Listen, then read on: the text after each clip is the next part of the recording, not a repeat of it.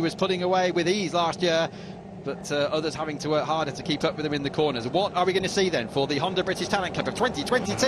The first racing action of BSB this year, and we are away with the 22 Honda British Talent Cup at Silverstone. Clean start off the line, down into Copse Corner for the first time, and Johnny Garness, we said he was light, we said he was quick off the line, and he's leading through Copse on the first lap here at Silverstone. It's a long race ahead of us though, 22 laps here this afternoon. They're all on full slick racing tyres, of course. Road to MotoGP. Garness with a clear lead, steaming up the inside as we get down into Maggots and Beckett's for the first time. Ollie Walker's made a good start too, and as they're coming together at the back, well held there by Scott McPhee on the S&P Racing machine. Somebody else ran off wide behind, but I think kept it upright. But it's a relatively clean start, Taylor, for the British Talent Cup. Yeah, it's a really tricky first set of corners there. Once you head off from turn one down to Maggots Beckett's, it's really easy to get caught up, especially with a full fuel tank at the start of these races. So they all did incredibly well to get through there, relatively unscathed.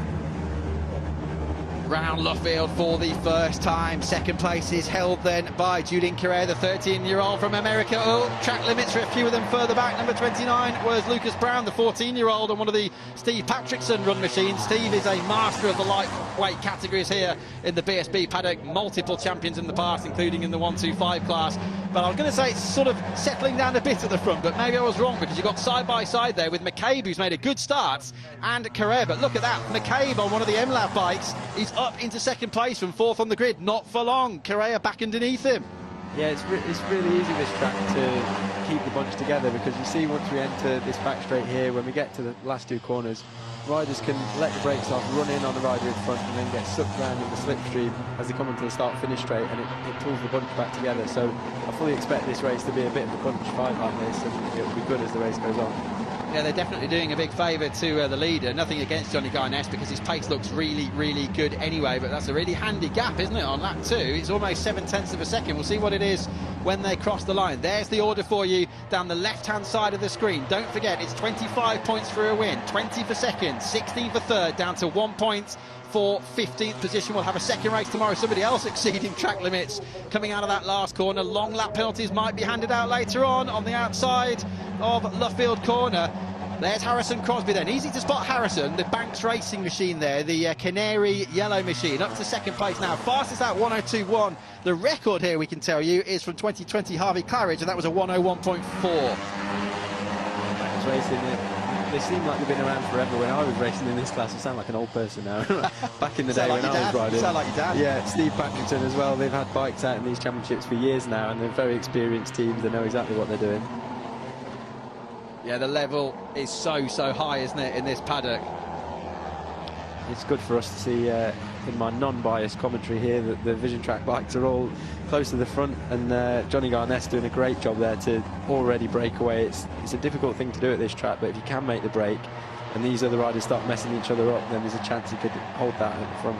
Yeah, and with Emma Belford out of action, Casey O'Gorman, the reigning champion, is headed off to the Red Bull Rookies full-time this year and the European Talent Cup. And he's an MLAV rider as well now, isn't he, Casey O'Gorman? Yeah, it's hard for me to keep track of them all. We've got so many different riders across so many different classes that it's amazing. We've got some really talented kids coming through these younger ranks, and then we've also got the likes of Leon Haslam, sponsored by Vision Track and the British Superbike Series as well. So across all these classes you'll see a Vision Track bike somewhere, and then also obviously in the Moto3 Championship as well with Scott Ogden and Josh Watley.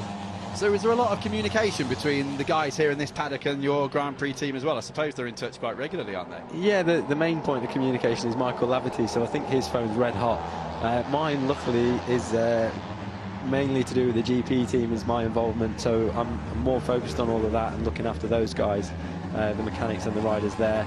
But yeah, Michael's phone is very busy.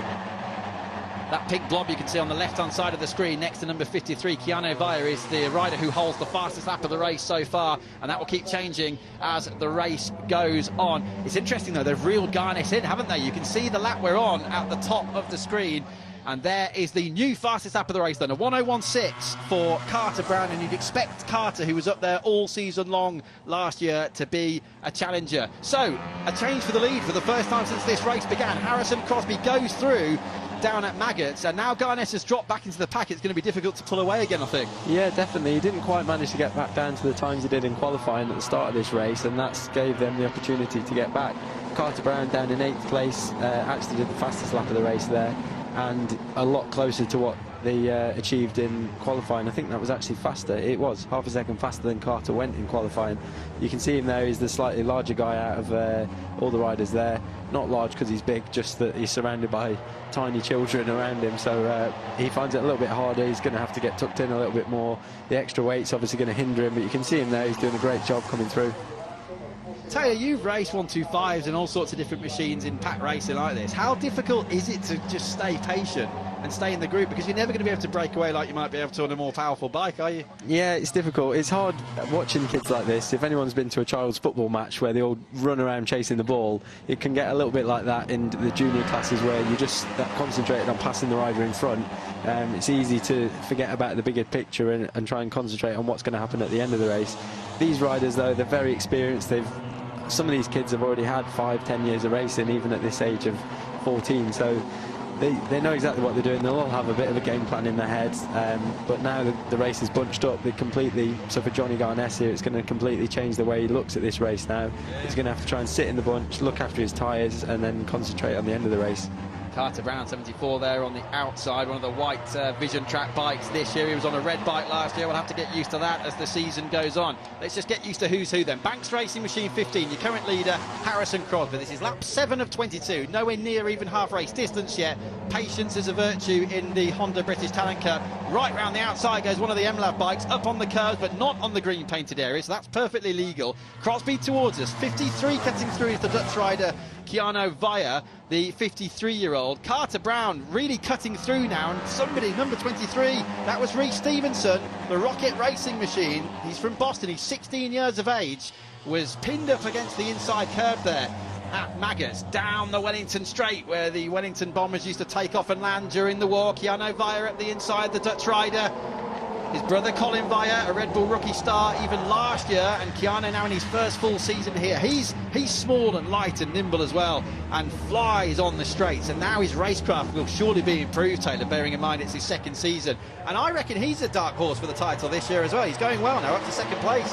Yeah, there's such a varied in ability, size, age, and all these things. All these kids are obviously getting to an age where puberty kicks in, and some of them are maturing at faster rates than others, so you end up with this big variation in size in the riders, and that's what keeps this race together, because some of the bigger riders can make passes on the brakes. You'll see Cartier is going to look to make a pass, but then some of the lighter riders, when they get back out of the corner, can make a pass as they exit the corner, so it keeps the bunch together.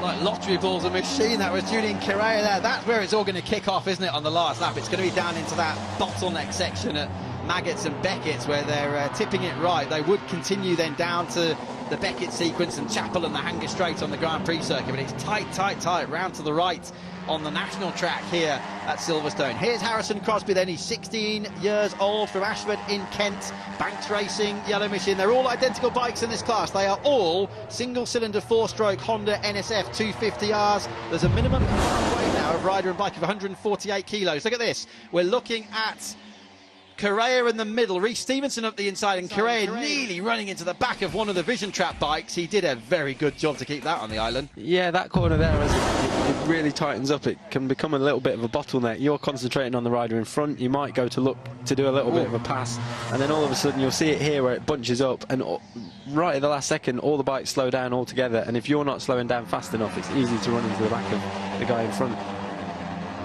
Right, this is the top 10 by my reckoning, absolutely locked together. There's at least 9 in there. Peter Willis has dropped down a little bit, but he's still in the leading group. The rider, number 99, the Northern Irishman, who's recovered now from the crash at Knockhill last year. He's still in this leading group as well. Started 6th on the grid for this one. Let's just remember as well, fastest laps from this race will determine the starting grid for racing tomorrow. One of the leaders has gone down. It's kicked off already. It's one of the Vision Trap bikes, 79, Harley McCabe, as you say, 4th on the grid, his first full season. We knew it was going to happen at some point, but it's come early on lap 9, down Taylor in the gravel at Luffield. Oh, and a picture speaks 1,000 words. No points in race 1 for Harley McCabe. Yeah, it's such a shame. Harley made his debut last year in the British Championship. Really talented young kid, and he's made a step forward this year. Oh, we've got. And what's that? It's a bike's blown up there. Very rare in this class to. Oh, there it's the blue bike in shot there. Yep, 61. Is this going to be a red flag? Has oil gone down on the track? The rider is Harrison McKay. He's turning 14 on Monday. The Wilson Racing Machine. Oh, no. This may well be a red flag. I hope it's not dropping anything. Is it dropping? He's still on the track as he comes. He's gone all the way down through Maggots, Beckett, all the way down the Wellington Straight. They'll be flagging him off. He's waving at the marshals. Yellow flags are out.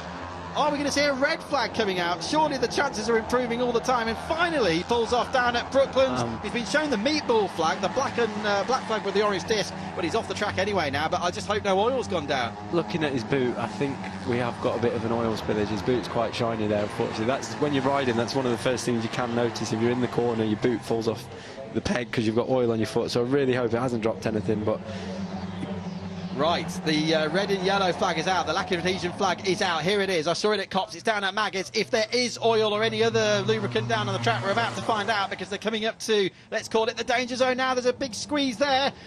Oh, look at that. Hung out to dry on the outside is Hardy McCain. Oh, sigh of relief. They've all got through cleanly at Maggots and Beckett. Let's have another look at actually what happened there then with the bike. It's coming out of Cops and boom. That's so rare to see actually in the Honda Talent Cup. Yeah, very rare. I don't want to say it's whether it's oil or water, but I would presume it was oil. Sometimes it can just be water and it's a radiator that's burst, but I'd imagine it was oil. This is Harley McCabe. Yeah, Harley McCabe just a few seconds before. Didn't quite see how that started, did we? But I'm guessing there's just been a bit of contact there through Luffield. Yeah, it could be contact. That part of the corner, you could lose the front going in there, but with these bikes, they ride so close together, it doesn't take much for someone to give you a little bit of a touch and you're down, but without seeing it, it's hard to say. Race control, Stuart Higgs is the BSB series and race director. He's had communication from the marshals all around the circuit. Great work by everyone as usual. No problems in terms of the surface. The track is clear, so we race on and we're moving now into the second half of the race. Lap 12 of 22, 11 laps down, 11 laps to go. And how many have we got in this leading group? 1, 2, 3, 4, 5, 6, 7, 8 I think it is now, down to Willis there. And Riesbrook, you mentioned before in number 84, he's running well. He's inside the top 10 in 9th place. Yeah, also Carter Brown's managed to work his way through. You see Johnny Garness there can just make that back up on the straight, but Carter's doing an incredible job to manage this race and stay at the front of the bunch.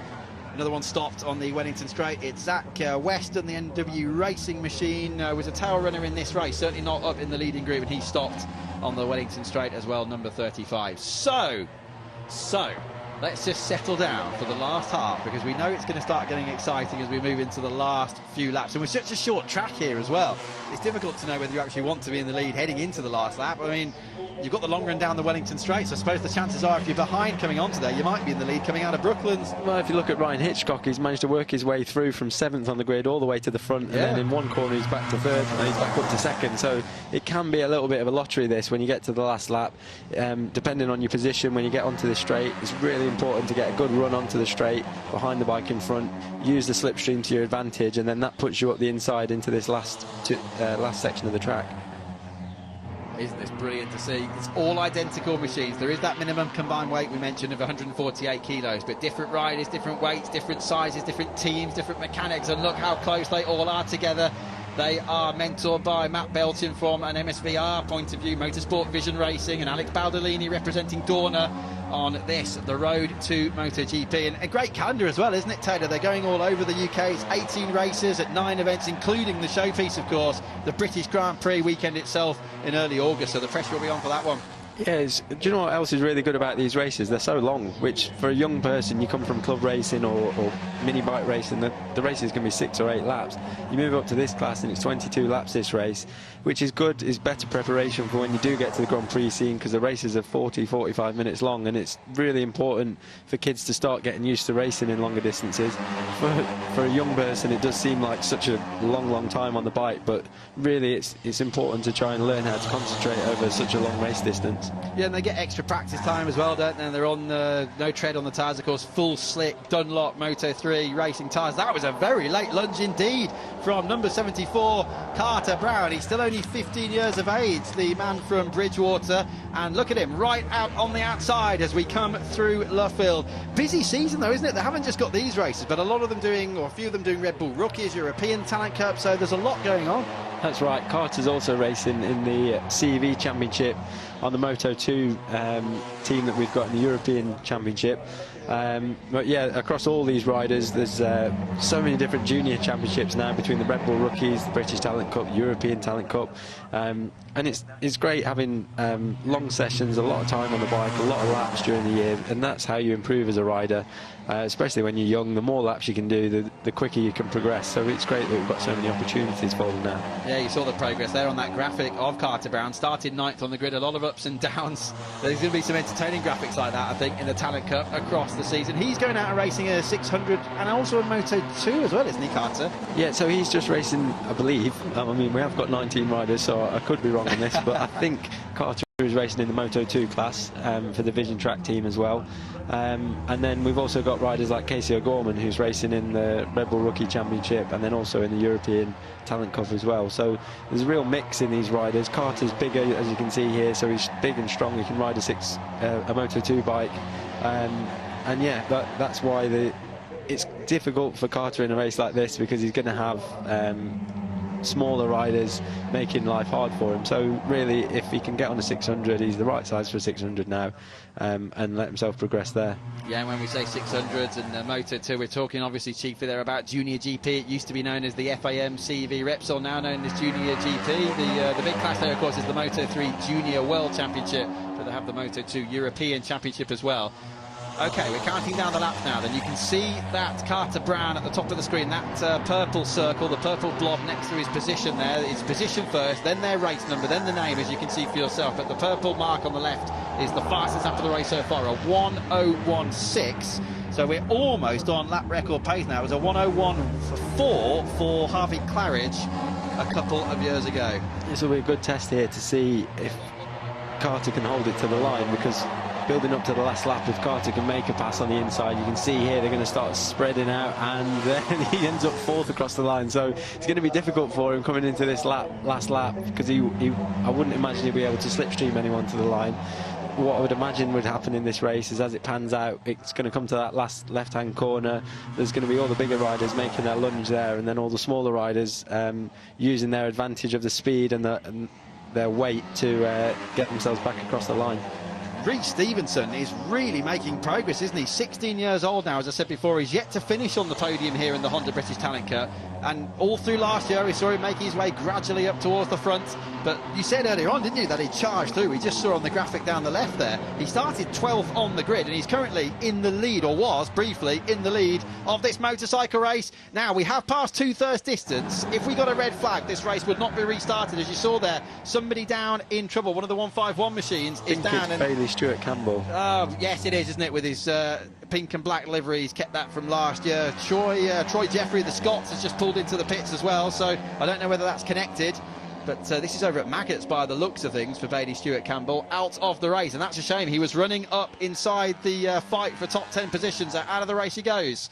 They're coming up to that section of track now. I doubt there's a yellow flag, because you wouldn't be seeing all of this chopping and changing, but there are some flags there as they come out of the right-hander at Beckett's. Reece Stevenson, Taylor's just dropped down towards the tail end of the pack. He put his hand up there. Now, I don't know whether he feels he's just been passed under yellow flags, but he definitely lost a couple of places. Yeah, and there was the yellow flag out there, so, I mean, really, you should hold your position and not pass. The difficult thing for younger riders like this, well, not just younger riders, myself, I've been fallen victim to it, is when you're in the race situation, there's so much going on and there's so many people around you. Sometimes it can be difficult to see yellow flags.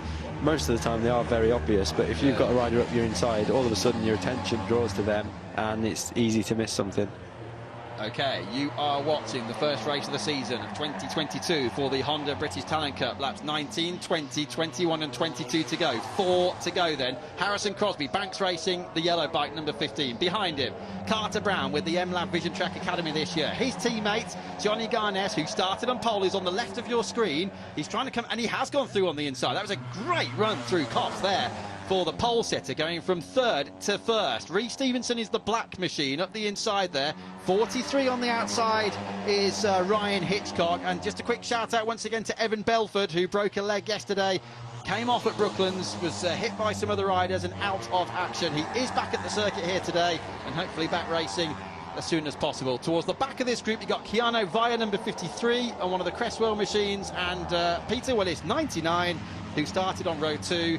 He's in 8th place. Any one of the 8, there he is, Willis, any one of the 8 could finish at any one of these 8 positions with 3 to go. Yeah, it's a very difficult one to predict. I wouldn't be able to give you a prediction. That it's all going to really come down to this last lap, your position as you enter the first lap. I really don't know what I'd be doing, to be honest. If I was the smaller rider, you'd be trying to plan it so that you've got the slipstream coming across the line and get a run to the line. If you're the taller rider, I don't think you've got any other option other than to make a big pass into that left-hander, try and cause a bit of a gap as you come around the right-hander, Woodcote, and hold your position to the line. But it's going to be incredibly difficult for them to keep the smaller people away. Keanu Via just taking 2 for 1 there as they came out of Maggots. That was close as well between the leaders. We need to watch out for back markers. Look, yes, speak of the devil on this short circuit. That's Troy Jeffrey, who's rejoined from a pit stop with a problem, the Scottish rider from Kelso. Now, the blue flags will out. There he is, and I think they probably will catch him. We've still got 2 laps to go. Oh, let's hope they catch him on the Wellington Straight or the start-finish straight, Terry, and not down towards the bottleneck at Maggots and Beckett's, because that could and would change the race. 2 laps to go. There he is, up the road into Cox. They're definitely going to catch him, aren't they? Well, imagine how you're feeling at the moment if you were Troy Jeffrey. He'll know they're not too far behind him. Reece Stevenson up to 3rd then. But like Taylor says, how can you possibly plan anything? You just don't. There's the blue flag out for Jeffrey, but you just don't know what's going to happen. There could be an incident ahead of you. It wouldn't be at all surprising to see Via or Willis, who are currently at the back of this leading bunch, coming through to the front. And Correa now getting quite aggressive. The American number 40 up to 4th place. Now they're coming up to the back marker as they come down the Wellington Straight. Hopefully, Troy Jeffrey will move out of the way. He's ahead of them at the moment. This is Brooklands. Oh, I don't know where they're going to catch you, actually, Taylor. I think it's going to be down into Luffield. This is not where they wanted to catch him at all. And this is really going to have a bearing now. They're definitely being held up now by Troy Jeffrey, unintentionally, of course. And great stuff, Troy. Sees the blue flags, cleanly out of the way. He won't know how many of them are right up behind him. 6 have got through. 2, in fact, he's trying to go with them as they come through to the 22nd and final lap. It's Johnny Garness then with the lead from pole. He was down to about 5th. Look how he's trying to pull the pin there. Yeah, he's doing an excellent job here getting to the front. That's the best thing he can do is get away from this bunch. As we approach this Maggots Beckett section here, it's very possible that someone's going to have a look up the inside, run everyone wide, and that will split the group up even more. But Johnny Garness is doing a great job here of doing that. Carter managed to sneak through as well there. Yeah, this is a great final lap so far for Johnny Garness, and we know he's nice and small and light and can pull away on the Wellington Straight. Can those behind with the slipstream do anything about him? He was 8 times a podium finisher, twice a winner in the class last year, en route to 5th in the championship, and it looks as though it's going to be about the battle for 2nd, because Johnny Garness has a half a second lead as we come round Brooklands. It's his to lose now. Luffield for the last time. How close behind them does he think they are? He does not need to defend. They're far enough back. Up to 2nd then goes Harrison Crosby. Up to 3rd then now is Garness's teammate Carter Brown, but it will definitely be the 13-year-old from Ilfracombe in Devon. Johnny Garness wins race 1 of the Honda Talent Cup in 2022. Crosby grabs 2nd from Carter Brown, Via, Hitchcock, Stevenson, Correa from the front row down to 7th, and Peter Willis completing that top 8 leading group. This is for points as well. That was Ollie Walker there, 12th ahead of Hopkins. Lucas Brown